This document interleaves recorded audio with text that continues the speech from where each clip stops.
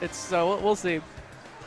I could never get used to the holding those things though. Yeah, I switched to the Wii. I mean, most people switch to the Wii U, but like it's also it would like cramp me up to play on the 3DS for too long. Yeah, the problem with 3DS by itself, at least like unless you have like 3DS Pro or whatever, the large one, the new 3DS, is you don't get that C-stick. Oh yeah. Which means you're technically you're down a control option. Yeah. Which is a problem. Also, the way they do controls set up in 3DS is a little bit worse. Well, I don't know if it's true on Wii U. Because I know on the 3DS itself, you like just switch buttons. Okay, yeah, so it's not like that in this. Because I couldn't remember. Because it was basically like you have to have 2 jump buttons and you have to have all this stuff, and it like makes it so you can't like be creative with your options as much. You have to have everything. Yeah. It's still you're down a couple of buttons though. There's just no way to get around that. And the C-stick is so important for a lot. Yeah. I mean, C-stick can be very important for a lot of characters. Yeah. Like and also never mind. I was gonna say you can't change it, but in this one, in 3DS you aren't able to change it to like tilt stick or special. It is a smash stick period. Because technically, when it was made, the new 3DS wasn't out. Yeah. So that's just not an option. Yeah. This guy's not for real going random, is he? It's possible. No. Oh, okay. Okay. Corrin and Sonic. Could be if he's only played on 3DS for so much, then he might not have known where Corrin was at the time. That's true. That's true. They're all on their own little like special screen now. Yeah. Right? It's so ugly. Because they're also like 3 times the size too. Yeah. So you have like a character who's like this big, and then like it's like that big, and it's like gross. I guess they're special. We don't have a whole lot of Sonics in Chicago. Like we have 1 or 2 that come around. We have Green Beast, Hadley, J Brock, now Sage. Oh man. We don't really have Corrins either. No, not really. We have Ned has a Corrin, but he doesn't really pull it out that much. I played a Corrin at Hidden Bosses a little while ago. But anyway, this will be interesting. So his tag is RedPixel. Oh no, that's Crash going by RedPixel today. Yeah. And then we have Wulf as his opponent. I don't think I've ever seen this matchup, Sonic versus Corrin. It's a weird one. Because like the way I could see it happening is.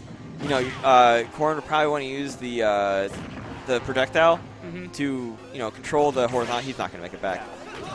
To control the horizontal space, so Sonic has to respect it. With his spin dashes, and but then obviously Sonic is one of the best at getting in on people. Yeah. And racking up damage.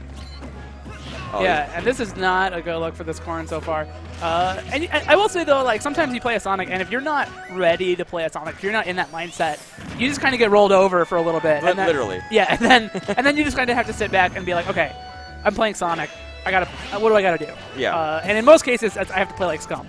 Yeah, you basically just have to sit back and be like, okay, you're going to be running at me, I'm going to run away from you, so he has to run even farther at me. Yeah. But when you're this Corrin's way behind anyway, but like when you get like a stock behind on Sonic, it's just so frustrating. Like you really want to start the match with like trying 100% to get that % lead. Yeah. Like you just and also that's gonna take. And you got to watch out for that back air. Yeah, you got to be careful with that back air.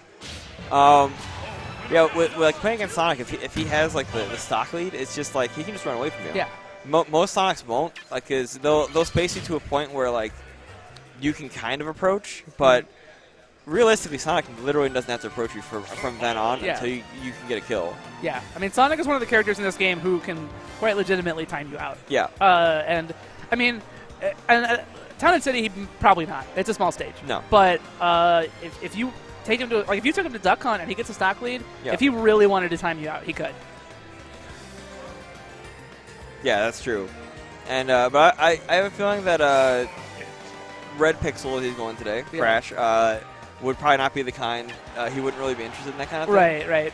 Because that's kind of like once you get to like very high level play of Sonic, where like you kind of like you have to start accepting like I have to run away in some situations. But Wulf switching over to Dark Pit. I feel like there's two things about Pit that come to mind right away. One is the arrow, which he just threw out, which is going to challenge, I think, spin dashes and that sort of stuff. And two is the side B. I think that'll probably. I feel like that is going to, if it trades or if it just beats Sonic cleanly, either way, that's bad for Sonic. Also, disjoint. Disjoint against Sonic makes it really hard for him to be able to approach because he doesn't really have any disjointed options. Yeah. So he has to be a lot. Ooh, that was unsafe. Yeah, and you've seen him. He's thrown out 2 of those side Bs already, and you know that might have been what he was thinking. Like, you know, side B's going to beat Sonic. Yeah. It seems like he likes that shield. I don't know if that's how he plays Pit normally, but it seems like he likes that shield for landing. It's not a bad option for landing, but you have to do it kind of off stage, just because it kind of keeps them away from you, which is nice, and you can move around while you're in it. Yep. See, there we go. Yep, that's exactly what he was looking for. Yeah, but the important thing about side B that you know you have to be really careful about. You cannot do it on the ground. Probably an accident. That's supposed to be side B. I can almost guarantee it. Oh, he was. You know, I hope what he was trying to do there was like a really, really clean kind of under the stage recovery, so to avoid the forward smash.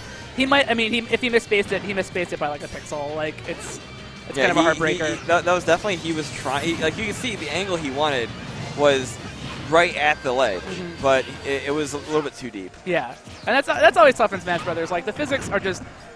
It can be hard to judge him sometimes. Yeah. Especially when you have a character like Pit who with kind of that kind of recovery. Yeah, it's a really weird hitbox or non-hitbox in which you just kind of have to hope that you get the right angle, and if you don't, well, you should have recovered lower then. Yep. So here we go, Sonic with a pretty good lead still. I mean, that first stock was pretty good until the SD, so it's still looking like Sonic's game, but you kind of wish that he hadn't, he had an SD, so we could see his game plan actually maybe work. But this, I mean, side B could probably kill Sonic here. Right where they are, it would definitely kill Sonic. So he could, I mean, that's how he lost, I think. Yeah, I think 2 stocks last game. Most of his stocks have been lost to the back air. Yeah. 3 out of 4, and the 4th was the SD. Yeah. And I mean, Sonic's going to go for it every time. Yeah. There's almost no reason not to if you're Sonic.